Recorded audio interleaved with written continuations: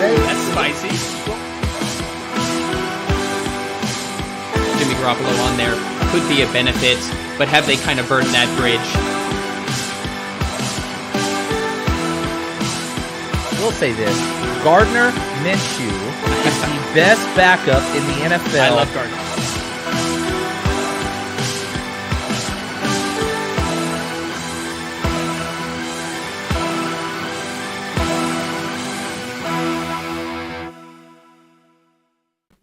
Welcome to 30 Minutes of Football with Legit Football, the only NFL show that gives you everything you need to know about the National Football League in just 30 minutes a day. It is Tuesday, October 18th. We are done with Week 6. We're going head first into Week 7. This is our fantasy football preview show. We're also going to change things up a little bit.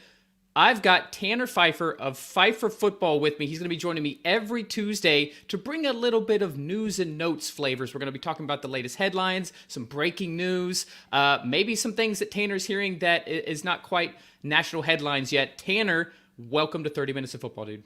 Awesome. Thank you so much, Brian. Really appreciate the invite onto your Tuesday shows. I'm excited for this. I'm excited to bring what knowledge I can offer and ready to give Legit Football some more insight. This whole show is an excuse for me to talk football 5 days a week. So at the end of the day, that's all we're doing, Tanner. We're excited to have you on. Good. If you're a first-time listener or viewer, how we do this show, our producer, Anthony Weiner, behind the scenes will set a 30-minute timer. We are going to keep our conversation to that 30 minutes. We'll stop after 15 minutes for halftime, but we try to keep it short and sweet and just give you the information that you want. If you're in the chat and you have fantasy questions, feel free to throw them in. We usually tend to answer some start-sit questions, but we will be going over waiver wires, buy low, sell high candidates. And as we mentioned earlier, we'll talk about the latest news and notes with Tanner here. With that being said, 30 minutes of football with Legit Football starts now. So how we always start this show is we talk about waiver wire targets. Tanner, I know I asked you off the air, but why don't you go ahead and let all the viewers and listeners know your history with fantasy football before we kind of dive into the waiver wire targets here. All right. Yeah. So I will tell everyone I'm not a pro when it comes to fantasy football, but I have been playing in a small league for over a decade. We do an offline draft. We like to make a party out of it and have fun. And it's a 2-keeper league. So you get 2 keepers every season. So it's a lot of fun to do it that way. And when you've had the same people and the same team owners for over a decade, it just makes it so much more nostalgic and like fun and competitive. I feel like it's not strangers every season. So I think that sets myself apart just a little bit when it comes to that aspect of it. Sure. But I don't know. That's just how I've always played. But yeah, I can try to bring you what insight I can and just my opinions on fantasy football. That's fine. That's all we're asking. You know, as much as any of us could be experts in this field, we just give our opinions at the end of the day. So let's start with waiver wire targets. Your league may draft in a more traditional style, but there's still waivers, right? You're still looking for some of these people who are on free agency as the weekends to kind of help your team out, whether it's injuries or players. A lot of players on buys, big producing players on buys this week. So who are some players that you're personally looking at on the waiver wire to add this week?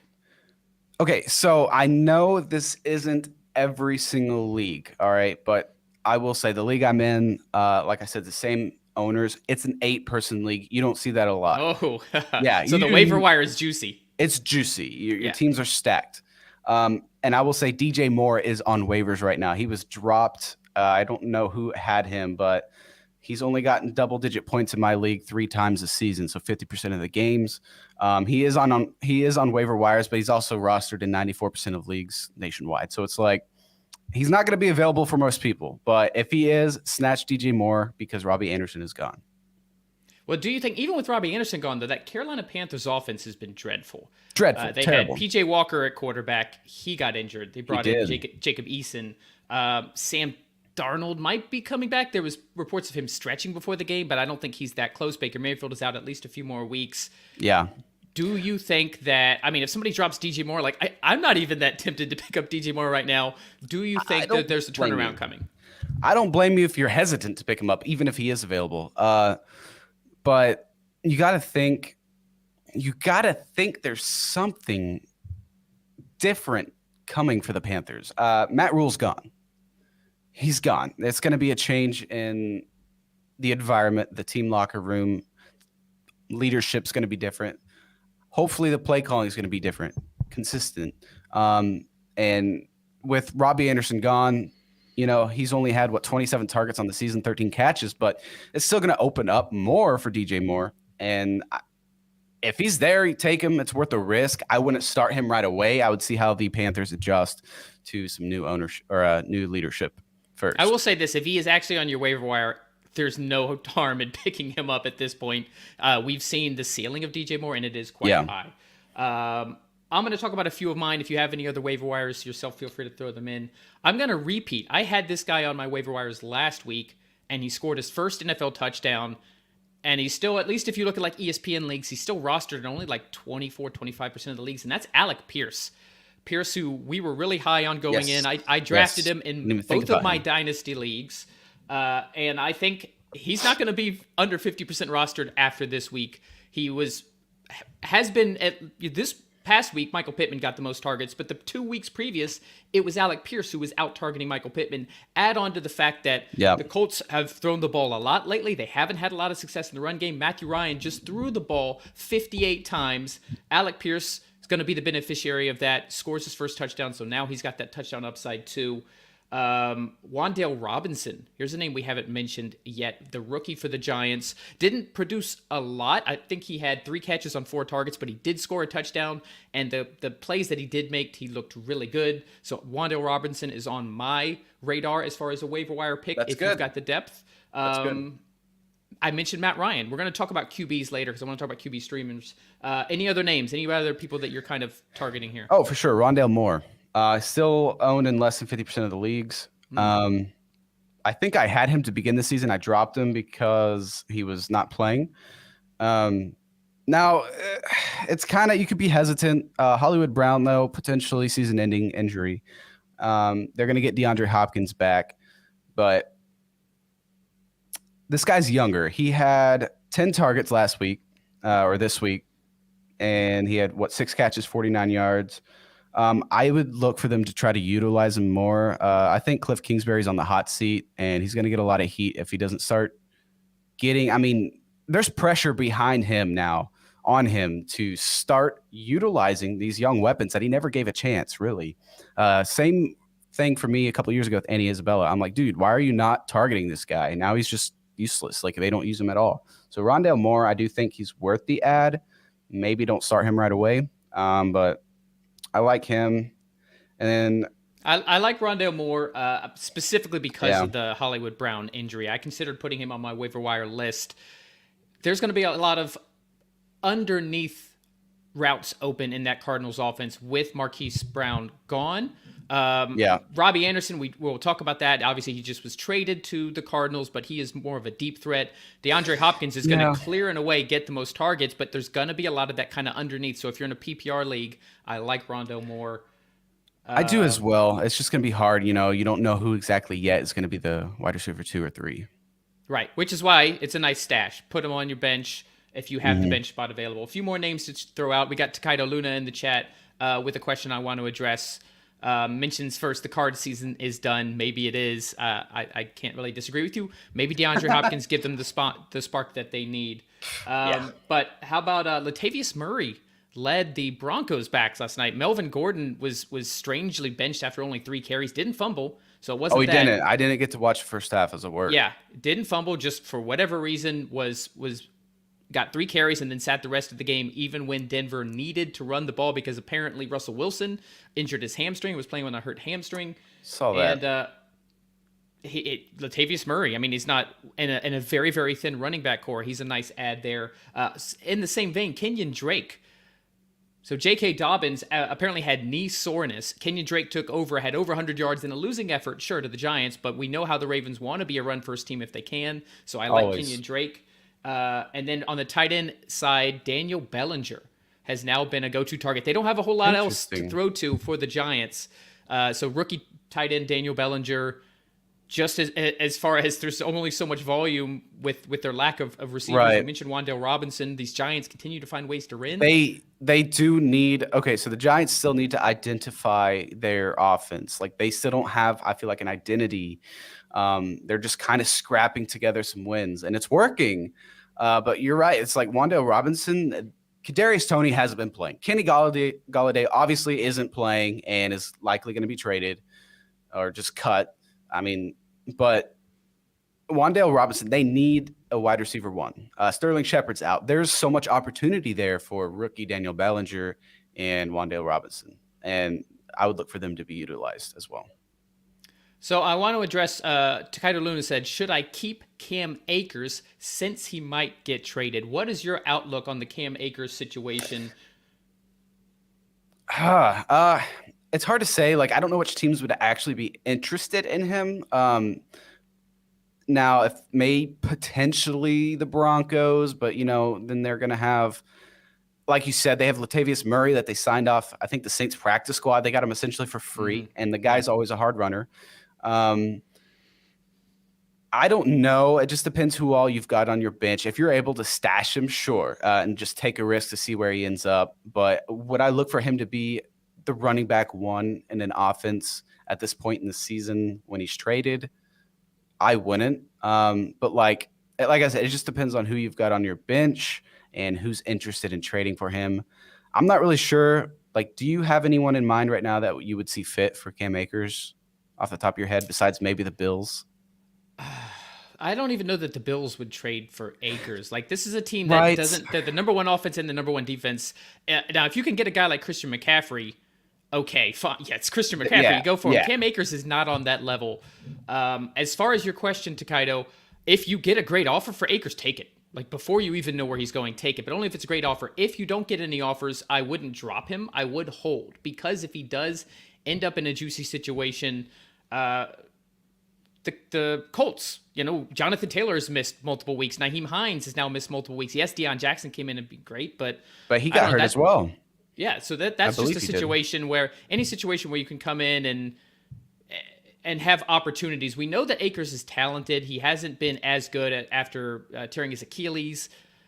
So I would hold on to him at least for a week or so to see where he might end up landing and then make your decision after there. NFL Rumors, shout out in the chat. We have heard a lot of Cam Akers and Melvin Gordon trade talk. We were just kind of addressing both of those. Yep. Melvin Gordon, I know you said you didn't see the first half. Tanner, No, I did not. But where do we think, is Melvin Gordon a trade candidate at this point? And would someone actually pay for him? Now, I don't know who would want to. Melvin Gordon, I believe, came back on a 1-year deal with the Broncos. The confidence level right now is obviously not high. He's in the doghouse. I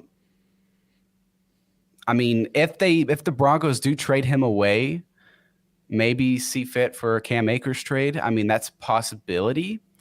They do have Mike Boone, but I don't think he's living up to what they need right now in that offense. Melvin Gordon, I'm not even sure what team I would see fit for him. Like, it's just kind of, I don't know, man. Like, they're obviously not high on him right now. And example A last night. So I think Akers is at least, he's still young. He still has potential, whereas Gordon is a longer 29, 30 veteran. years old at least right now. Correct. So the running back shelf life is so low. So I think of these two candidates, I would be more surprised to see Gordon. I think somebody will take a shot on Akers. We saw his potential prior to his Achilles injury, the end of his rookie season. Everybody thought he was going to be like a top 5 running back going into the 2021 season. So I like where that ends up. Let's talk a little bit more about these since we're talking NFL trades, let's get back to the fantasy talk. Let's talk about buy low candidates in fantasy. If there's players out there in your league, Tanner, your old league, that you're like, wow, this guy's, he was maybe a high draft pick, but he's just not producing. But I still think there's something left. I think his best days are ahead of him. Let me see if I can trade for him on the cheap. Do you have anybody in mind? I've got a few names, so let me know if you need me to go first here. Yeah, I mean, I may as well let you go first because I'm not like super. I don't know who I would buy low. All right, so I'm going to throw a few names out. You can agree, you can disagree, you can give me your thoughts on that. I'm not sure you can quite buy low on him because the top of the running back position is so low, but Joe Mixon is finally starting to be more efficient. He has over 5 yards per carry the last 2 weeks, where he had like right around 3 over the first few weeks. This offensive line for the Bengals is finally starting to gel. We saw what the passing game was able to finally do last week with Jamar Chase with 2 touchdowns, Joe Burrow with 4 total touchdowns. That's going to open up this Bengals running game. And Zach Taylor and the Bengals, they want to be a run-first offense. You might not be able to get him for that cheap because he did still produce. He did catch a receiving touchdown, but he's at least a name where he maybe has not produced up to his draft stock. But these next 2 names, Amon-Ra St. Brown, who I think has the ability and production to be a top 10 wide receiver. You had the 1 week where he got injured, so he left the game. You had the next week where he missed. Then you had him come back on a pitch count. Then he had a bye week. This is a guy who, at least for a few weeks in a row, is not producing. Circumstances, a lot of it out of his control, but coming back after the bye, more time to rest. We know what this Lions offense is capable of. I think he's going to get the targets. He had an amazing streak of 8 catches and a touchdown. That went back into last season. I still think he has production ahead of him, and I do think that you can get him cheaper than you would have normally got him. How do you think about Amon-Ra St. Brown? I love him. I think he's a great receiver. I drafted him last year, and I had him on the bench for a long time until he started blowing up, towards the end of the season, and I was like super pumped for that. I was high on him. I thought he had so much talent. He was my deep sleeper pick prior to last season. Really? So yeah. I don't get all. I get plenty of my picks wrong. Don't get me wrong. That was one of the ones I got right. I was very proud to see. And that. I drafted him this year too, and he was performing great. I love him, but like right now, the last few weeks, like it's just been kind of weird situations. I could see you could possibly buy low there, but like I don't know, like who would you offer in a trade for him, kind of thing? Completely depends on your roster. This is more just like specific candidates. If anybody in the chat has an Amon-Ra situation, an offer or something, yes, we can talk about specific scenarios, but we're just really identifying candidates with this segment. It's just under 10 seconds to halftime. So the next name, which is really spicy, I will get to in the second half. Let's just talk randomly until we hear that chime. Awesome. Okay. It is halftime.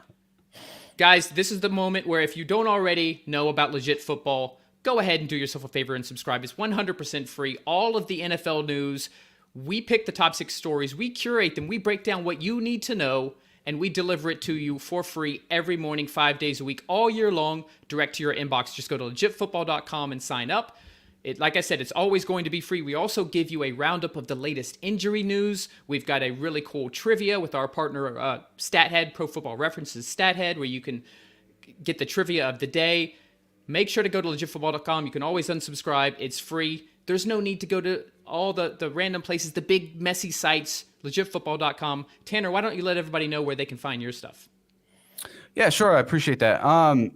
Honestly, I will say I'm new to Legit Football, but I've been receiving your newsletter every single day, and it's quick, it's easy, it's to the point, and you don't have to go searching around for the news you need.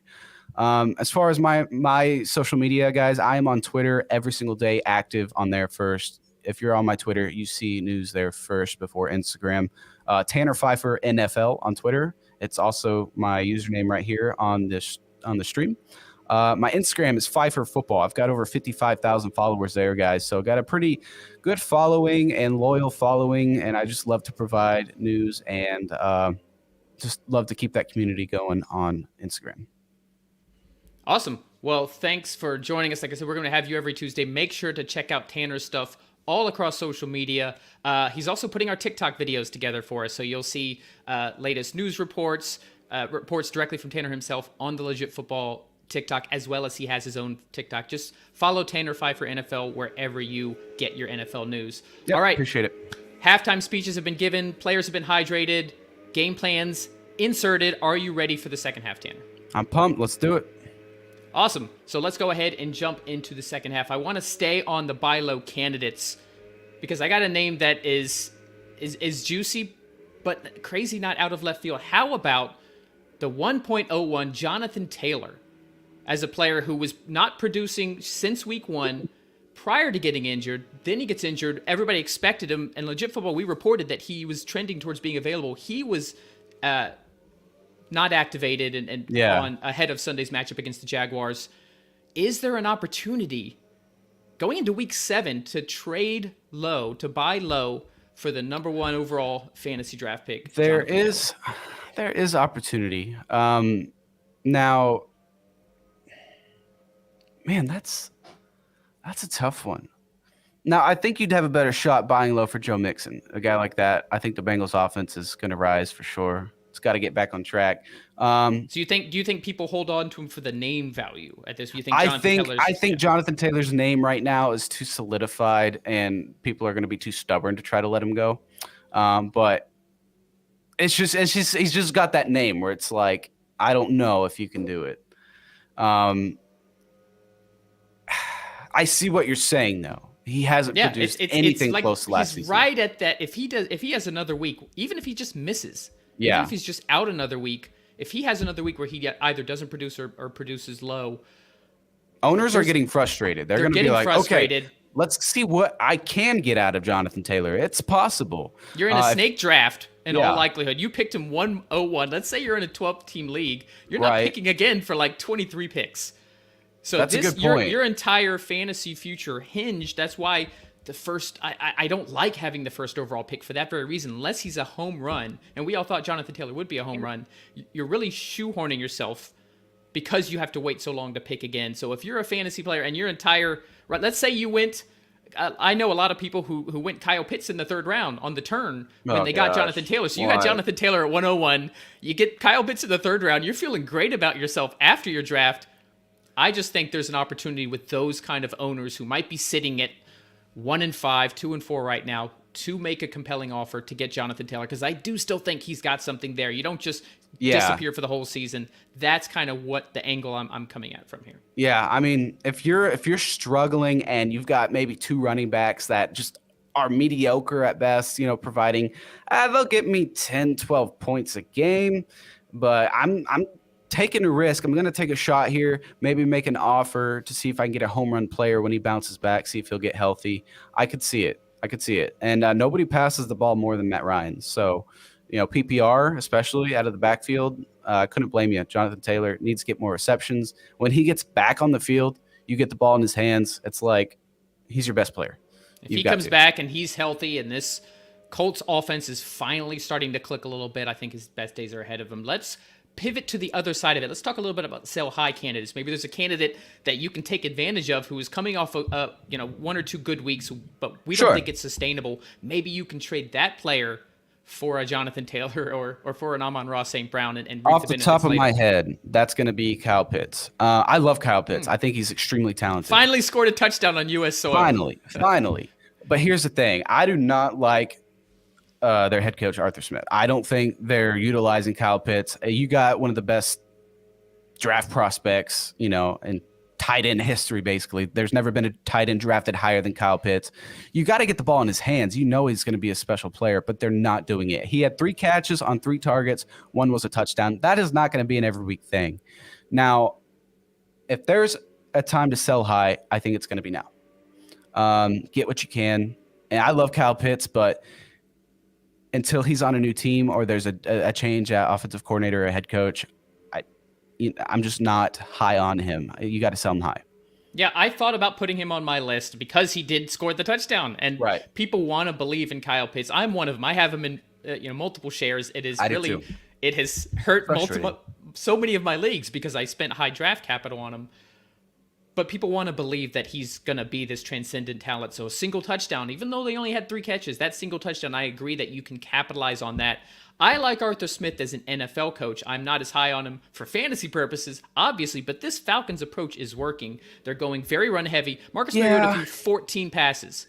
14 passes, and they beat the San Francisco 49ers by 14. That's why you got to sell high. That's agreed. Why. Because But my point is that it's working for Atlanta, which means they're not going to change this approach anytime soon. Right? They're going to be going run heavy. If Marcus Mariota can be that efficient, 13 for 14 thrown passes, he's got the mobile ability.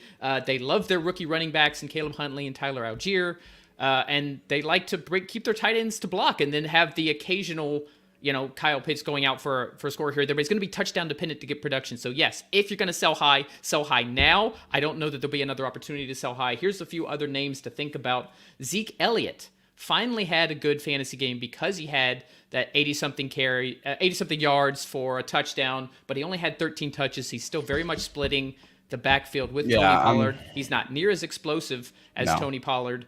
How do you feel about Zeke Elliott? I don't care what anyone says if you're a supporter. And I try not to bash players because being in this, like the news industry, you want to make great connections. But it's no shocker here. Ezekiel Elliott has lost his step. He's not the explosive player that he once was. I think teams adjusted to his run style, which was like smash mouth right down the middle. He could be elusive. He could juke. He could spin. He could jump a little bit. But like, it's just something is different about Zeke these last several seasons, and it's not going to get better. Every season, every offseason, they're like, "Oh, he's lost weight. He's in better shape than I've ever seen him." But the point is, guys, they're just not wanting to let go of him because of his massive contract. So it's like, I mean, they're just trying their best to milk the situation, but sell him now. Sell him now. He's not going to get better. That's as good I think in fantasy, that's as good a week as he's going to get. So now is the time to sell. He's just going to.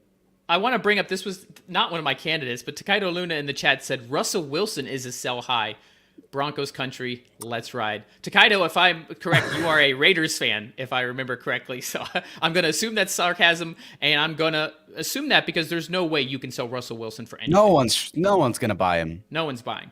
That's insane. Knowing Takedo, that was in all likelihood sarcasm, but it's crazy that it come to this, that Russell Wilson, with so much hype coming into the preseason, is not a sell high candidate. Like, you can't get anything for him. We've now seen 6 examples of him running that offense, and it's just not happening. I will say, going into the season, I think I put the Broncos as a top 5 or 10 offense, and I have never been more wrong. Now, I was not high on Nathaniel Hackett hiring. I did not like him as the Packers OC, but wow, oh my gosh, have they disappointed? Russell Wilson was an MVP candidate, putting up these MVP numbers, for 2 or 3 years in a row. Just 2 seasons ago?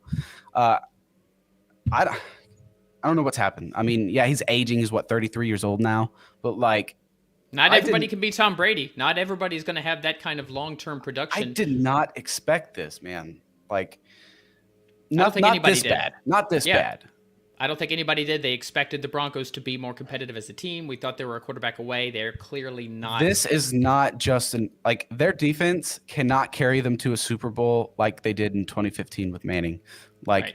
That's not going to happen again. Not in today's NFL. You got to have clearly. offense. You can't. You're losing to the Colts in overtime on Thursday Night Football. You're losing to the Chargers in overtime on Monday Night Football. This team, you're going to have to score points in the modern NFL. I agree. Yeah. A couple more names to consider on the sell high. Well, one more name.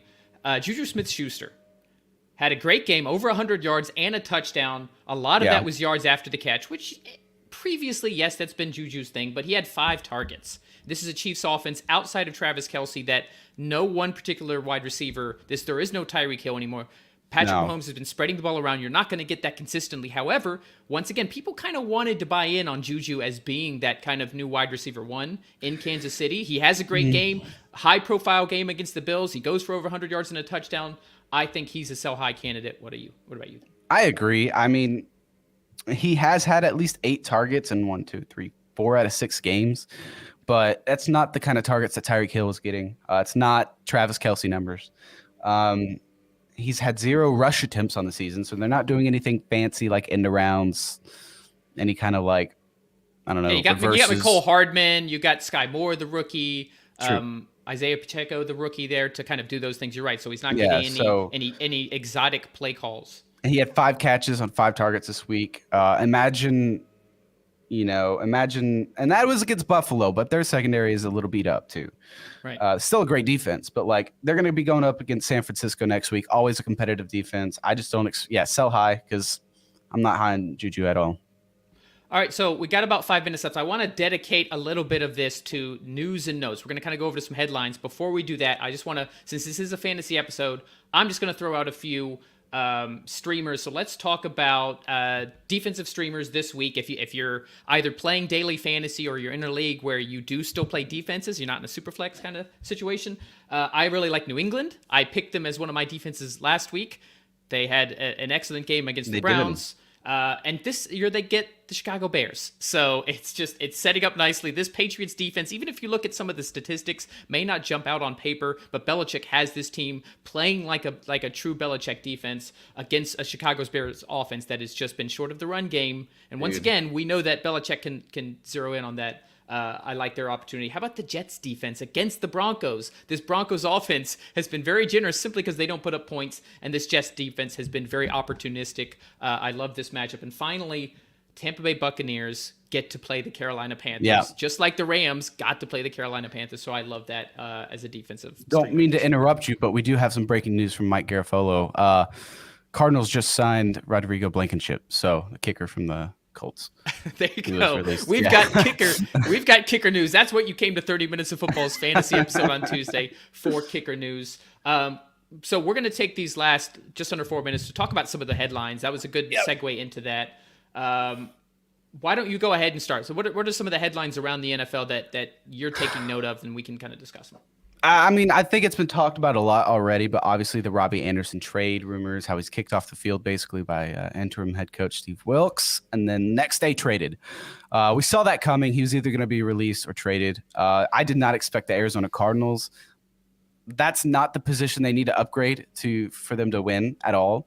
But obviously that's a telling story there for potentially Hollywood Brown. Obviously they wouldn't have traded for a big playmaker wide receiver. That deal happened quickly, though. It did. That deal happened way too quickly. So, either they were already talking about it, or there's a bit of desperation. They know bad news about Hollywood Brown, potentially season ending. So I think that the latest news I saw yesterday was that it might be 6 weeks and that he might actually have a chance to come back later in the season. They did lose guard Justin Pugh, likelihood for the season. That's true. Arizona, they did. A bad Cardinals team definitely gets worse there. It does, and that's not the trade they needed to make. So, in my opinion, not to be a better team.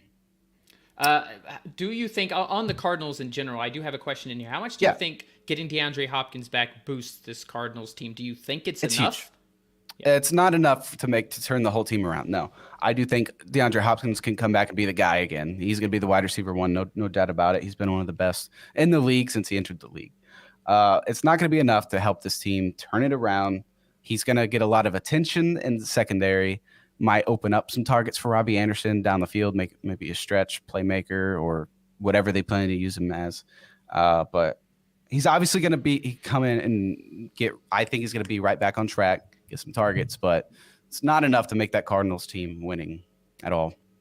Yeah, I agree. This is a Cardinals team that's 2-4. One of those victories, they had to come from behind and have Kyler Murray playing absolutely lights out to beat the Raiders. And the other one is the Panthers, who's everybody's number 32 in their power rankings. God, so bad. I had my concerns about the Cardinals going into the season. I am not a Kingsbury fan. I think it's coming to fruition. I do think from a fantasy perspective, DeAndre Hopkins is going to get 10, 12, 15 targets a game, especially with Marquise Brown out. I just know that Kyler Murray is going to hyper-target him. So for fantasy, it's good, but for this Cardinals offense, I don't think it makes... Fantasy, DeAndre Hopkins all the way. Yeah. NFL winning standpoint, no. Okay, I want to address two more things. Just over a minute left. Tua Tagovailoa, according to Legit Football Today, is set to start against the Steelers on Sunday Night Football. He did clear the concussion protocol last week, but was not activated, is looking to have a full week of practice and start Sunday. Do you have an opinion on this situation? If he starts, I do think the Dolphins have a decent chance of winning because Kenny Pickett, quarterback for the Steelers, also in concussion protocol. Mm-hmm. Mitch Trubisky is looking to get the start, but Mike Tomlin did say if Kenny Pickett clears concussion protocol this week, he will start in week 7. So, it just depends on how this week goes, but I don't think that the offense with Mitchell Trubisky is good at all. But they did crank out a win this week. So they beat the Bucs, but I think that's more reflective of the Bucs than anything else. It's the defense and the Bucs offense, yeah. I got a question from our producer, Anthony, before we started recording about Tua, so I want to address that quickly. My opinion as a Dolphins fan, as an NFL analyst as well, is they were under so much scrutiny to get this right. And he basically had to jump through more hoops than a player normally would have to return from concussion protocol. I feel good about the layer of attention this has gotten. If he has gone to all those experts, he's traveled to see different, experts on concussions, and they still cleared him, I'm feeling comfortable that all those levels have been met. The Dolphins would not bring him back too early. In fact, they probably could have started him last week, and they chose to sit him an additional week. So I do feel good about Tua.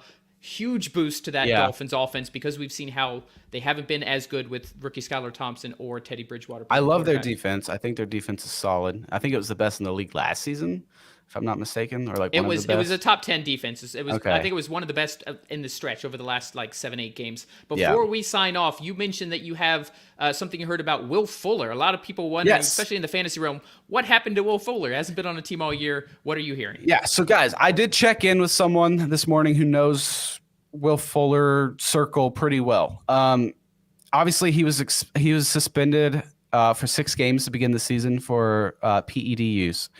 And from what I've heard, Will Fuller may not even be looking to play in the 2022 NFL season due to personal reasons. I think it has to do with some mental health, but no matter what, mental health and family issues, whatever's going on in your life is always more important than, I guess, working, especially when you've had the success he's had and you've got the money to be able to take some time off, do it. So, but guys, if you're a Packers fan and you're listening and you've been hoping for Will Fuller, just from what I've heard this morning, nothing's really developing as of now. He may not even be looking to play this season. So I hope the best for him, and I hope, but he hasn't had any buzz around him. No workouts, no visits. No rumors. So that's what I've got on him. For those of you who've been wondering after all this time why you haven't heard anything, that's why it looks like he's not even looking to play in 2022. We will try to monitor it next offseason to see if he wants to play at all again in the future. That is it, guys. Tanner, thank you so much for joining us. We're going to have you, as I mentioned, every Tuesday. Make sure to check out Tanner Phifer NFL across social media, Twitter, Instagram, TikTok. Thank you guys for listening and watching. We hope that we gave you some good fantasy advice. We will be back tomorrow for our Power Rankings live draft with Jimmy Ray from NFL Stats on Twitter. That's at 6 Eastern, 3 Pacific. If you want to watch live, we take draft style. We take turns drafting our power rankings, then we release them on Twitter and Instagram. Thursday, we have our whole episode dedicated to live fantasy questions or just live viewer questions. They could be NFL related. And Friday, we have our Game Pick show. So make sure to subscribe if you've never done so, if you're a first-time listener or viewer. Thank you guys for listening and watching. This has been 30 Minutes of Football with Legit Football. We'll see you tomorrow. Yeah, thanks, guys. See ya.